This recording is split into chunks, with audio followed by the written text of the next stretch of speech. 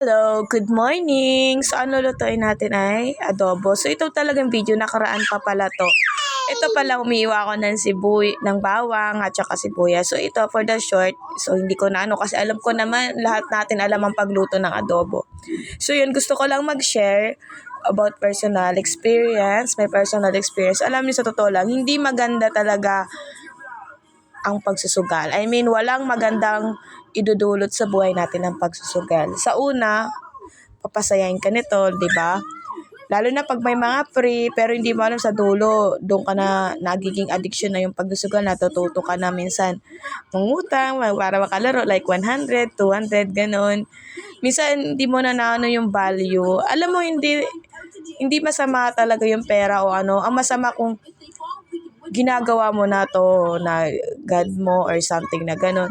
At laging tatandaan na huwag kang umasa doon, mas umasa ka kay God. Ayan, so ayan yung mga itlog, ipapakuluan ko pala to kasi isasama natin to sa adobo. Na sa totoo lang, mas masarap na magkaroon ka ng mga pera na gano'n, na galing sa Panginoon, galing sa pinaghirapan mo, I mean galing sa trabaho na bigay ni Lord.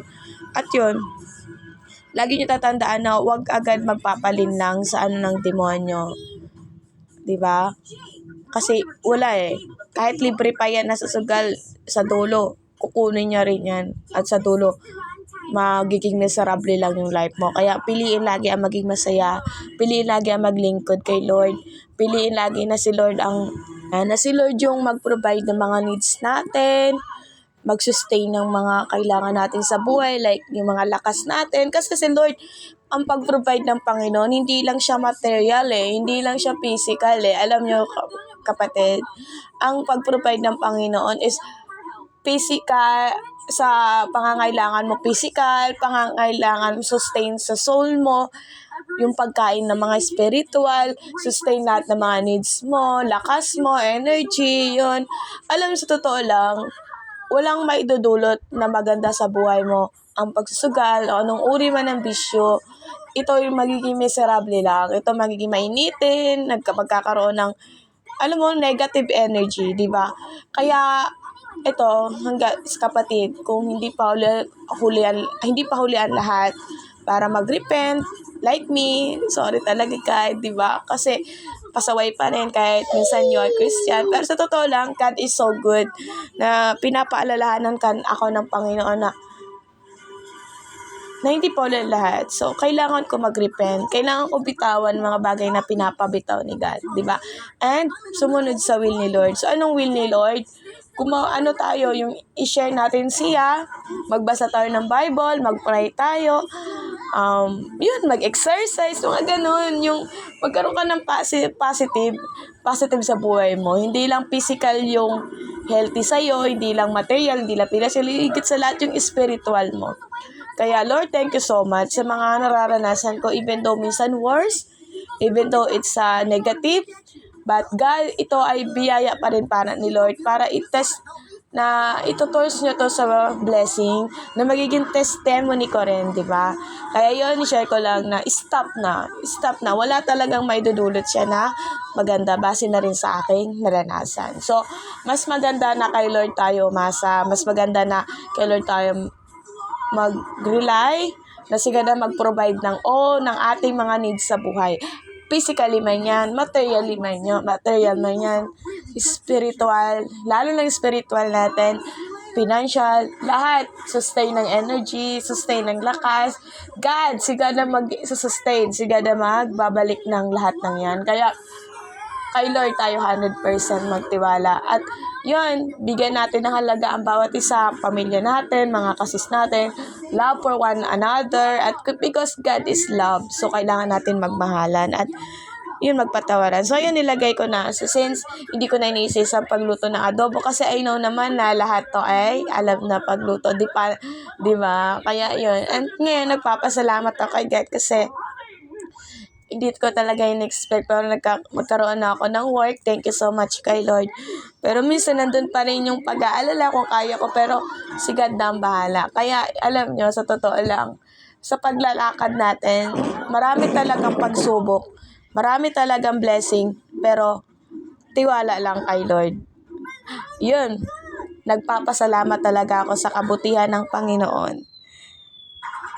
Masishare ko, talagang walang magandang idudulot yung pagsusugal o anumang uri ng bisyo, makakasira pa yun ng buhay. Kaya kay Lord na magtiwala, maaayos pa ang ating buhay. So ayan, kaya hanggat maaga pa, hanggat may time pa, repent. So nilagyan ko pa ng Sprite at tubig para maiba naman yung ating Kaya mas maganda, minsan may mga bagay na niluloob na mangyari yan sa atin, like ganun, para ma-realize natin na hindi pala to yung mas kailangan natin. Hindi pala to yung mas tama sa atin, di ba?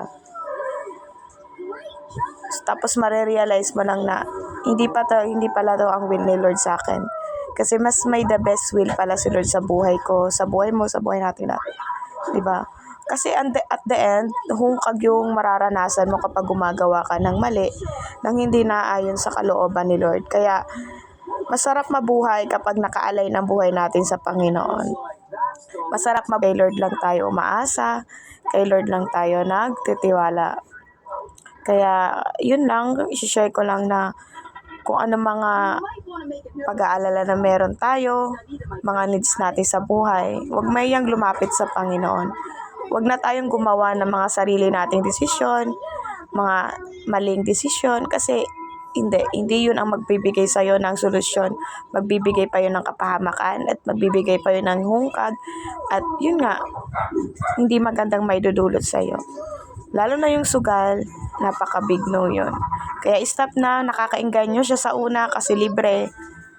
Pinapanalo ka sa una, pero sa totoo lang, sa dulo, mas marami ang talo. Pero pag kay Lord ka, laging panalo at walang talo.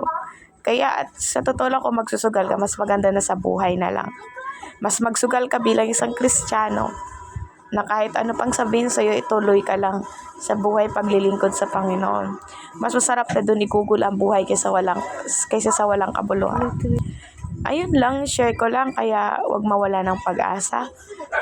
Magtiwala sa Panginoon, hindi sa sugal, hindi sa material na bagay. Hindi sa ano pa man, kundi kay Lord lang. Ayan, masarap na adobo, guys. Kaya na-standby ako. Syempre, nag-self-meditate tayo sa sarili. And yun nga, may mga bagay talaga na kaya ka malungkot kasi sa mga ginagawa mo hindi naaayon sa will ni Lord. Pero ang tunay na happiness, kay Jesus mo lang matatagpuan. So, hindi pa huli. Nagkakamali pa tayo. Pero, huwag nating hayaan yung ang mali na yon ang manatili sa atin. Kundi, ang pagkakamali na yon ay ibigay na natin kay Lord. Yung mga kalungkutan, yung mga stronghold, yung mga pagsubok, yung mga bisyo or something na kinahihiligan mo, ibigay na natin kay Lord para mapigilan at si Lord ang magkontrol. Na si Lord ang manguna na sa atin ng Spirit ni God. Kaya mas masarap na kay Lord tayo mag-rely, mas masarap na kay Lord tayo maglingkod, at mas masarap na si Lord lang yung iniisip natin, ang mga pamilya natin, ang mga mahal natin sa buhay, di ba? Kasi sa dulo kasi yung mga bad, magbibigay lang sa'yo ng kalungkutan. Ayan, nilagay ko na yung mga egg. Kaya yun, kung meron man akong may share sa inyo, guys, walang iba kundi si Jesus. Siya talaga yung the best sa lahat. Ang Panginoon, ang ginawa ni Lord sa buhay ko at sa pamilya ko. So, ayun, kaya nagpapasalamat ako kay God despite of sa pagiging makasalanan ko. But God, always there for me, my family, para ipaalala sa akin na mahal niya ako at mahal na mahal din ako ng pamilya ko. So yun, Larry din ang adobo. Thank you. God bless everyone. God loves you all.